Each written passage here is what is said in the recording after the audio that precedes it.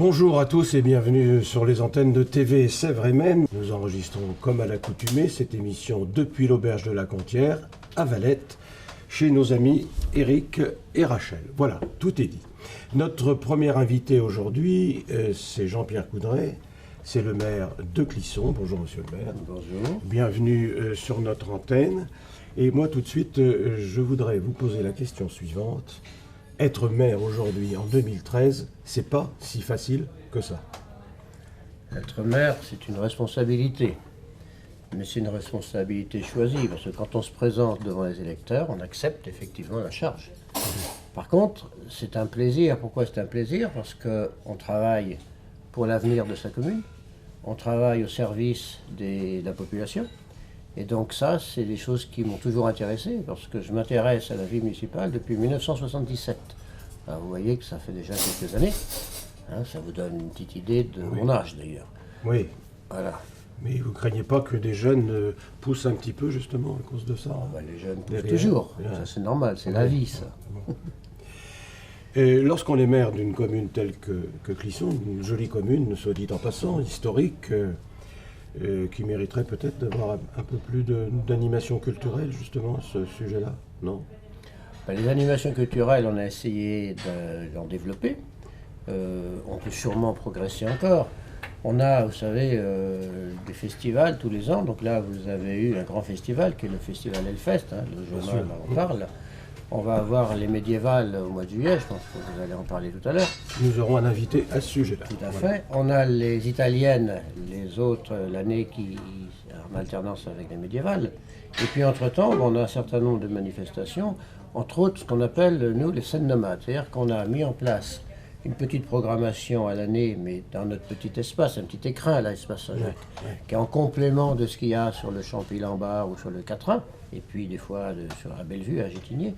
Et puis après, on a ce qu'on appelle une rencontre avec le public, où des artistes, des danseurs, des musiciens, des gens de l'animation de la rue, eh bien, vont à la rencontre, soit dans des cases, soit dans des espaces publics, de la population. Et moi, c'est quelque chose qui m'importe parce que je crois beaucoup que les gens qui ne sont pas habitués à payer leur ticket pour aller au spectacle ont besoin que la culture vienne à leur rencontre pour avoir des coups de cœur, des émotions. Et c'est à partir des émotions, des coups de cœur, que l'on peut après faire des démarches où on y met quelques euros parce qu'on a compris que c'était important. Alors, sans doute qu'on a encore des efforts à faire pour développer, mais je crois que notre ville se prête bien à ces petites découvertes qu'on fait au coin d'une place, dans un petit espace. Voilà. On n'aura pas, nous, un zénith. On n'est pas dimensionné pour ça. Vous avez un château, c'est déjà pas mal. On a déjà un château. Qui est largement plus grand qu'un zénith. Complètement. Soit dit en Et c'est passant, intéressant hein. de voir qu'on peut y refaire des animations. Voilà. Vous faisiez allusion au Hellfest, qui est une manifestation maintenant très connue, célèbre, qui a monté en puissance. Le bilan de cette année 2013, il semblerait qu'il y ait eu moins de spectateurs que les années précédentes. Alors, 15 jours avant l'ouverture, il y avait un peu moins de réservations pour le vendredi et le dimanche. Et puis, dans les 8 jours qui ont précédé, il y a eu à peu près 4000 entrées supplémentaires pour chacune de ces journées-là. Donc ensuite, le samedi, par contre, il y a eu beaucoup plus d'entrées que l'an dernier, si bien que le bilan est à peu près égal à celui de 2012. Quoi. Et puis, vous n'avez pas été gâté par la météo, moins qu'on Alors, puisse on dire. n'a pas été gâtés, on n'a pas eu de poussière. Non. C'est un avantage, Oui, mais c'est vrai qu'il n'est pas très chaud. Ouais. Néanmoins, par rapport à l'expérience de 2007, c'était quand même beaucoup plus que agréable, parce que les festivaliers n'étaient pas dans la boue. Il faut se souvenir de 2007, qui avait été une expérience douloureuse quand même pour les festivaliers. Alors, on va laisser un petit peu de côté la partie festive de notre belle ville de Clisson. Hier, il y avait un conseil municipal, à Clisson toujours. Il a été question de cette communauté de communes, ce projet qui tendait à vouloir réunir 28 communes, je crois, dans une seule communauté. Et puis, il y a eu un vote, et ce vote a été le suivant. 14 communes étaient pour cette grande communauté, 14 étaient contre. Alors, ça fait un match nul. Qu'est-ce que ça va devenir, tout ça? Alors ça ne fait pas un match nul, en ce sens qu'il nous fallait ce qu'on appelle une majorité qualifiée. Ça, les 2 tiers, donc. C'est-à-dire 2 tiers de la population avec la moitié des conseillers municipaux, ou l'inverse. Donc, on échoue. On n'a pas réussi à convaincre nos collègues élus qu'une fusion à 28 aurait pu donner un élan à notre territoire. Est-ce un bien, est-ce un mal? L'avenir nous le dira. Ce que personnellement je crains, c'est qu'on va remettre sur le métier le travail après les élections 2014. Donc les 4 ans qu'on a passés à réfléchir ensemble, eh bien, on va repasser du temps, on va redépenser de l'argent, peut-être pour arriver à une même proposition. Mais ça, que voulez-vous, c'est le respect de la démocratie. Moi, ce que j'ai retenu du conseil municipal d'hier soir, c'est que, quelles que soient les opinions politiques des élus, et c'est ce qu'on avait vécu dans le groupe exploratoire au niveau du pays, eh bien, il y a eu des échanges positifs et une approche, on va dire, réfléchie du sujet, où on a bien compris dans le conseil municipal de Clisson que l'avenir d'un territoire comme le nôtre, qui est traversé par des voies de communication importantes, ne pouvait pas continuer à rester seul comme cela, sinon, eh bien, on serait complètement grignoté un peu par l'urbanisation et l'influence de la métropole, puisqu'on n'aura pas de réflexion structurante. Et c'est ça un peu, moi, mon regret. Vous, personnellement, à ce que j'entends, vous seriez plutôt partisan de cette grande communauté de communes, je me trompe? Non, vous ne vous trompez pas. Moi, j'ai fait partie, effectivement, du groupe exploratoire, hein, avec le président Daubis et le président Templier, et on a beaucoup réfléchi, et je crois qu'on était arrivé à une proposition qui réussissait à concilier l'ambition et en même temps la maîtrise de la relation communale avec cette intercommunalité. On avait réussi à proposer que le bureau de l'intercommunalité se rassemblait les 28 maires et les conseillers municipaux dans les commissions municipales, intercommunales, eh bien, auraient été vraiment des référents. Ça. Et ça donnait une force aux conseillers communautaires et aux conseillers municipaux. Alors, j'imagine qu'il y a des maires qui sont de tendances politiques différentes, mais si je vous suis bien, ça n'a pas joué. Pas du tout. Pas du tout. Pas du tout. Donc c'est un problème de territoire. On a tenu un point presse tout à l'heure à la Chapelle-là, et le président Daubis disait qu'il avait vécu une expérience humaine très riche, et je reprends ses propos parce que moi aussi, j'ai vécu une expérience humaine très riche. On avait donc des gens de partis politiques différents, d'autres non encartés, et nous avons mené une réflexion vraiment dans l'intérêt du territoire. Et c'est pour ça qu'on était regardés. On était regardés par les territoires voisins, dans les Mauges, dans la Vendée, dans la Sarthe, dans la Mayenne.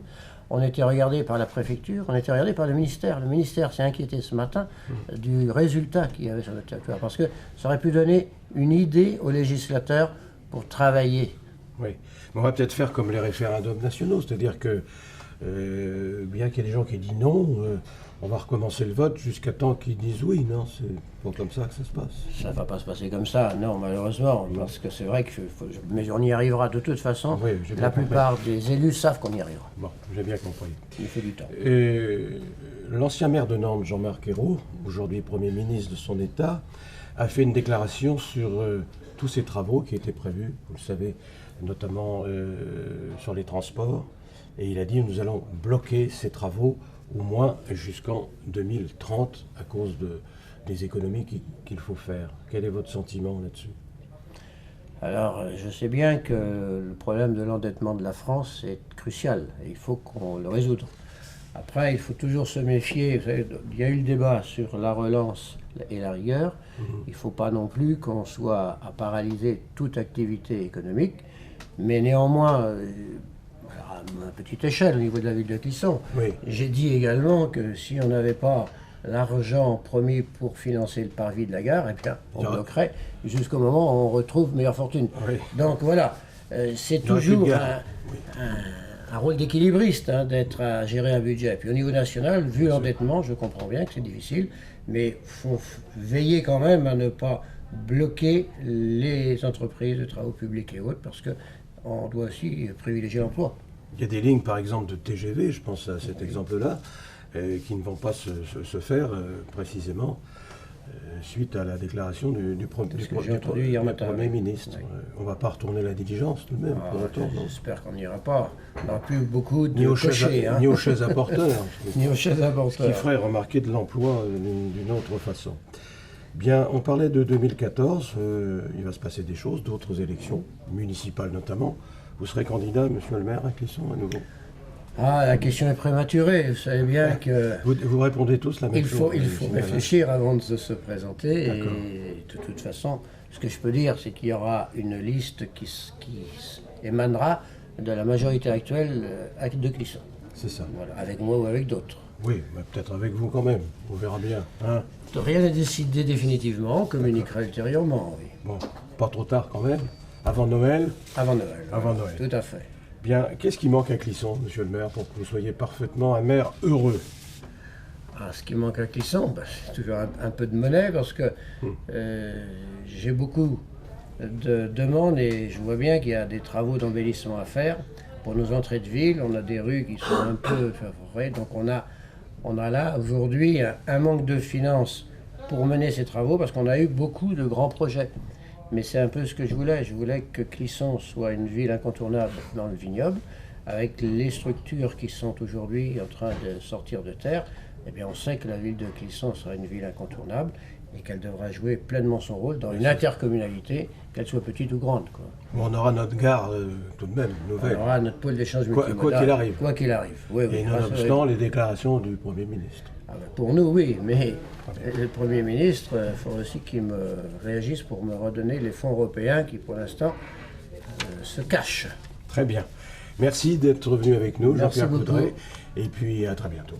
Jean-Michel Buisson, bonjour. Bonjour. J'ai dit Buisson, pardonnez-moi, c'est un lapsus. Oui. Je pense à quelqu'un d'autre là. On parlait politique. Et bon. Donc c'est Jean-Michel Busson. Pas le même rapport. Jean-Michel Busson, qui donc est l'organisateur principal de ces grandes fêtes qu'on appelle les médiévales de Clisson. Monsieur le maire de Clisson vient de nous quitter il y a quelques secondes. Comment se présente cette 16e, je crois, édition?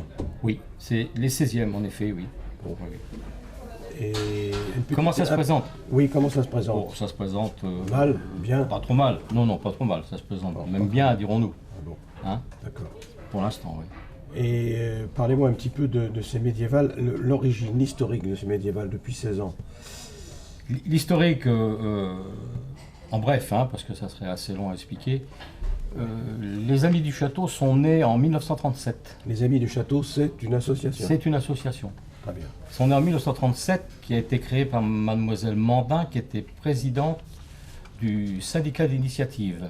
Et c'est elle qui a créé cette association indépendante. Donc après, il y a eu un peu... il y a eu d'autres présidences. Et en 1954, suite à une scission du syndicat d'initiative, c'est le docteur Doussin qui a été nommé président.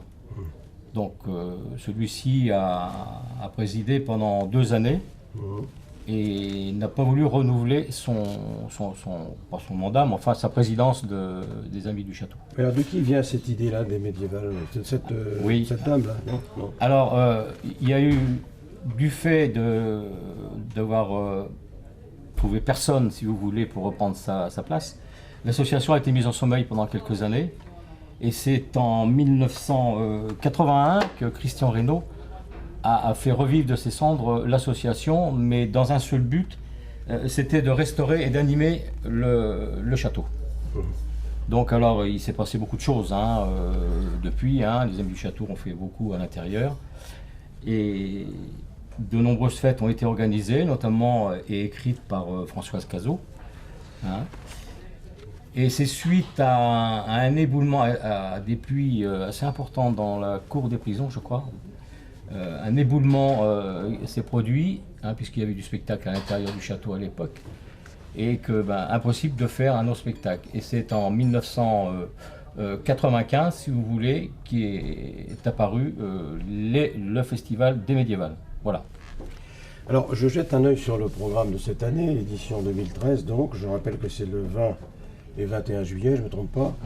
Et puis, je regarde, c'est très animalier, là, votre spectacle, parce que je vois qu'il y a des dogs noirs, ça doit être des chiens, un épervier, qu'est-ce qu'il y a d'autre encore? Il y a un faucon, il y a des loups, c'est un zoo, votre Non, les dogs noirs, c'est pas des chiens. C'est pas des chiens. C'est une troupe de combattants qui font. Cette année, on a un retour sur les rapaces, un peu, sur le faucon. Oui. Sur les rapaces qu'on avait un petit peu squeezés depuis quelques années. Ils seront présents le dimanche. Les chiens loups d'Aquero, c'est aussi un peu nouveau. puisque ce ne sont pas des loups. Hein, parce que Il y a marqué les loups, je suis désolé. Les chiens loups tchécoslovaques. Des chiens loups tchécoslovaques, oui, c'est vrai. Parce que des vrais loups, c'est pas vrai dans ce genre de festival. Donc c'est des faux loups que vous mettez. C'est des chiens loups. Voilà, des chiens loups. Ah, des chiens loups. Bon. De Tchécoslovaquie. Non, mais c'est une donc, précision il y a- importante parce oui. que pour les gens qui aiment les animaux. Et puis alors, qu'est-ce qu'on va trouver d'autre? Je vois qu'il y a la compagnie Zooliance, vous voyez. On en Oui, sort alors pas, quoi, hein. ça c'est une grosse compagnie, ça, hein, Oui. qui viennent de Clermont-Ferrand, ce sont des Auvergnats, qui viennent avec 3 spectacles sur le week-end. Donc si vous voulez, ils ont une déambulation dans le samedi après-midi, hein, les chimères, là, les choses qui font un petit peu peur, là, un peu. Et le soir, j'insiste là-dessus, il y a un spectacle de feu, qui n'est pas un feu d'artifice, qui va durer 45 minutes, qui est de toute beauté, dont je recommande à chacun, hein, qui se déroulera vers 23 h.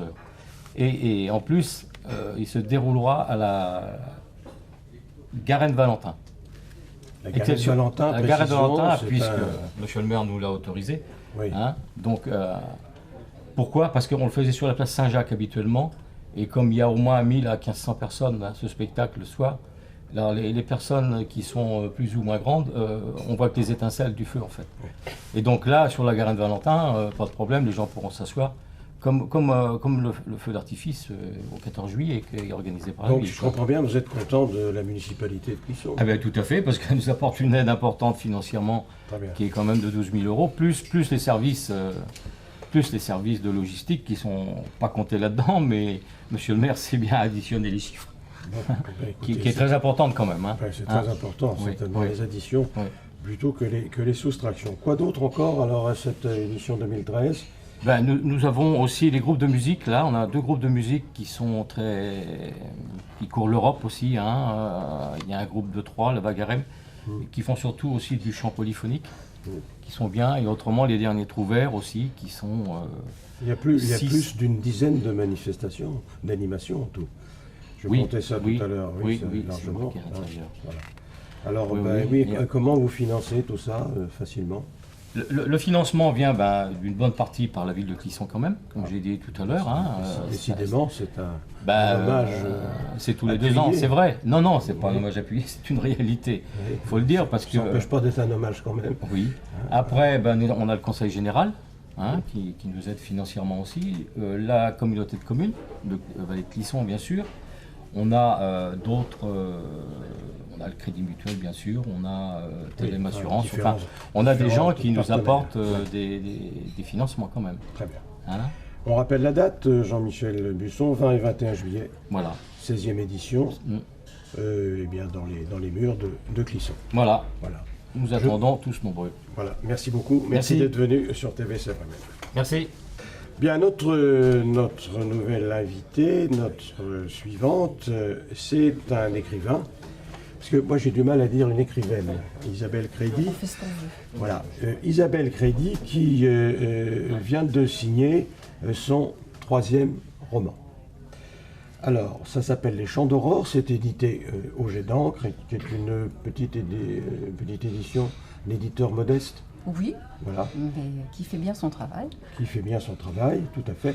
Je vais peut-être proposer ça à la caméra, qui est votre livre. Voilà.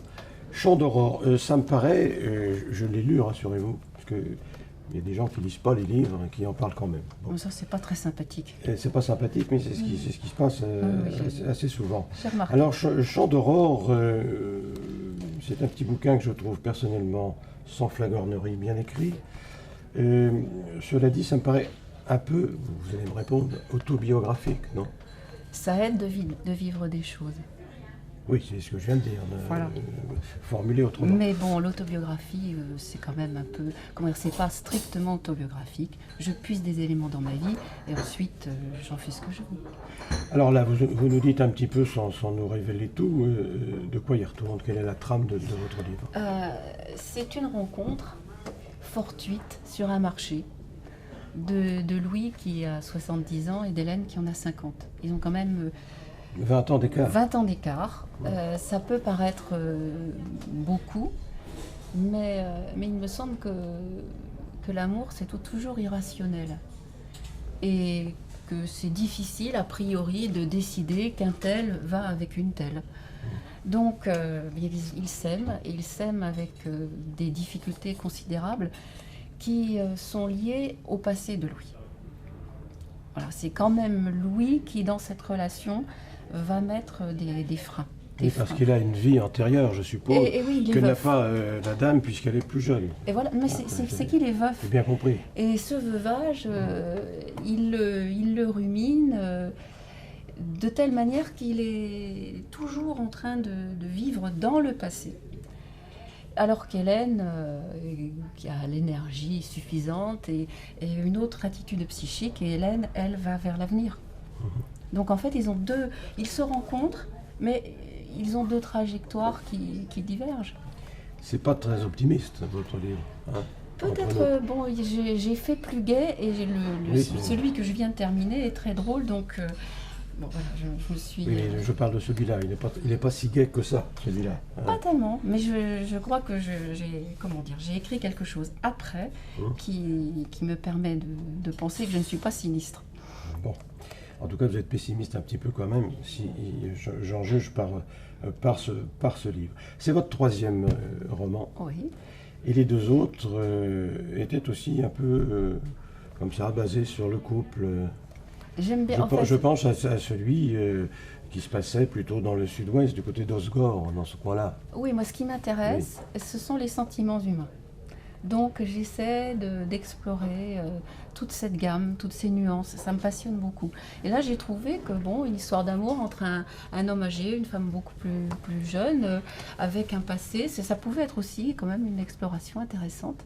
Parce que dans la vie de tous les jours, par exemple dans des salons du livre, j'ai rencontré des femmes qui étaient très très émues parce qu'elles me disaient avoir vécu cela. Donc c'est beaucoup plus courant qu'on ne le pense, et surtout qu'on est dans une période qui est quand même très très ouverte. On n'est plus dans des clichés d'antan, ce qui fait que les couples qui ont beaucoup de différences d'âge, c'est fréquent. Oui, mais vous savez, Louis XIV avait beaucoup de différences d'âge avec quelques-unes de ses fiancées. Donc c'est pas si moderne que ça, en fait. Oui. Hein. Vous courez, pardon de l'expression, assez souvent les salons du livre. Je pense au dernier où on vous a vu, c'est-à-dire au Printemps du livre de Montaigu, c'est pas très loin d'ici. Qu'est-ce que vous pensez de ce genre de manifestation, entre guillemets, littéraire? Ça vous convient bien? Ah, moi j'aime beaucoup. Parce que écrire, c'est quand même quelque chose d'assez solitaire. Et le moment où, je pense que c'est pour tous les artistes pareil, le moment où on est vraiment heureux, c'est le jour où il y a une rencontre avec le public. Sinon, on travaille dans l'ombre en quelque sorte. Et là, je trouve que bon, rencontrer des écrivains, échanger sur nos difficultés, et nous en avons pas mal, rencontrer des lecteurs qui, par exemple, reviennent en me disant j'ai beaucoup aimé votre livre, je viens découvrir le... C'est encourageant. Voilà, c'est encourageant, ça donne envie d'en faire un autre. Oui, quoi. parce que quand même écrire, c'est Et de nous de les lire. Oui, oui. ça quand même, ça entraîne beaucoup de choses. C'est difficile d'écrire. Hein, vous disiez à l'instant que vous vous intéressiez aux sentiments humains, c'est ça? Oui. Il faut dire pour les gens qui nous écoutent que vous êtes professeur de philosophie. Oui. C'est bien ça? Personne n'est parfait. Ah non, mais la perfection n'existe pas. Et bon, j'aurais pu faire pire. Hein. Ça vous apporte beaucoup de choses d'enseigner la philosophie? La philosophie, c'est quand même... oui, ça m'a beaucoup structuré. Oui. Ça m'a donné une forme de pensée. Mais je trouve que ce que ça m'a apporté, c'est plutôt la souplesse d'esprit. C'est-à-dire, moi, je n'aime pas m'enfermer dans des théories et dans des philosophies particulières. Ça m'a plutôt formé à la contestation, à l'esprit critique. C'est ça que j'ai beaucoup aimé dans ces études. Oui. Mais de là, après, à être enfermé dans des théories, je crois que c'est pas ça qui est le plus intéressant. C'est la démarche, c'est pas le résultat. Philosophie, Phil, ami, Sophie, discussion, ami de la discussion, quoi. Je veux dire, c'est un peu ça. Et puis bon, la philosophie, ce qui est bien, c'est Répondez que normalement, ça doit conduire à la sagesse. Alors je ne sais pas si j'y vais, mais bon, j'aimerais bien être un peu plus sage en vieillissant. Bon. Il n'y a pas de raison. Et puis, alors votre projet de livre gai, il s'appellera comment? Ah, ça dans la mesure où il n'est pas publié, je reste silencieuse, mais je peux vous garantir que celui-là, il n'aura pas de place pour la mélancolie. Voilà. Très bien. Comment on fait pour éditer ces écrits? C'est difficile? On se débrouille. Voilà. Apparemment, oui, mais c'est difficile. Oui, oui. c'est difficile. Mais il y a énormément de... Tous les écrivains que je rencontre sont confrontés aux mêmes difficultés. Nous sommes nombreux à écrire. On est dans un contexte qui, pour les arts, n'est pas tellement favorable. Hein. Il faut quand même reconnaître les choses. Donc, bon... Et puis il y a Internet qui vous fait de la concurrence. Oui, d'ailleurs, mes livres, on m'a proposé de les passer tous en numérique. Bon, il va falloir le faire. Oui, bon, c'est comme Très ça. Je ne me lamente pas sur mon époque, elle est comme elle est. Voilà. Eh ben ça, c'est de la philosophie. C'est une forme de philo, oui. Où je ne m'y connais pas. Alors, je rappelle votre livre, Chants d'aurore, paru aux éditions Jet d'encre, d'Isabelle Crédit. Merci d'être venu sur TV Merci. Sévremen. Merci Merci. beaucoup. Bien, notre dernier invité pour ce mois-ci, il s'agit de Julien. Alors, Julien fait un métier un peu particulier, en tout cas c'est rare, puisqu'il est jongleur, c'est bien ça. Comment devient-on bien ça. jongleur? Alors déjà, c'est pas mon métier. C'est-à-dire que c'est une passion. Je croyais que vous étiez intermittent du spectacle. Alors, je suis pas intermittent du spectacle. C'est une association à loi 1901. Donc voilà, nous sommes une troupe entre guillemets amateur. On a tous des métiers à côté, mais c'est une passion assez envahissante, donc on y consacre quand même pas mal de temps. En tout cas, je vous reçois parce que vous êtes jongleur. Oui, Même voilà, amateur. pour ça. Voilà. Alors, comment on devient jongleur? Parce que c'est pas facile, ça. C'est un don, comment on se découvre cette activité-là de jonglage? Bah, je pense qu'il faut avoir un petit côté artiste quand même, et surtout aimer travailler. C'est quelque chose qui nous happe, un peu comme la peinture ou la musique. On est happé par cette activité et du coup, à partir du moment où on met les mains dedans très rapidement, on y consacre du temps. Oui, sauf qu'il y a des figures imposées tout de même. Quand on jongle, on ne peut pas faire n'importe quoi. Quand on peint... Il y a des trames, bien sûr, Oui. comme en peinture où il y a des techniques. On ne travaille pas la peinture à l'huile n'importe comment. Bon, les agrès en jonglage, c'est pareil. Mais à partir du moment où ces bases sont là, on peut exprimer notre propre créativité dans nos figures et vraiment créer.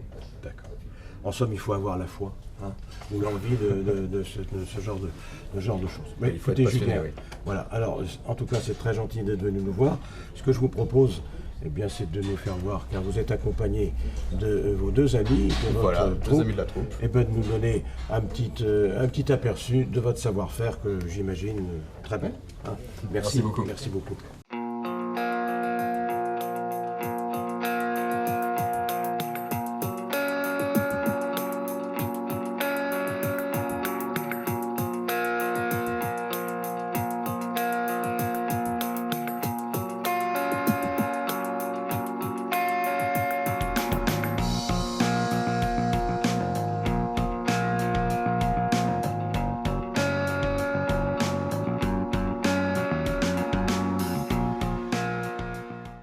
Bien, et merci à toutes et à tous.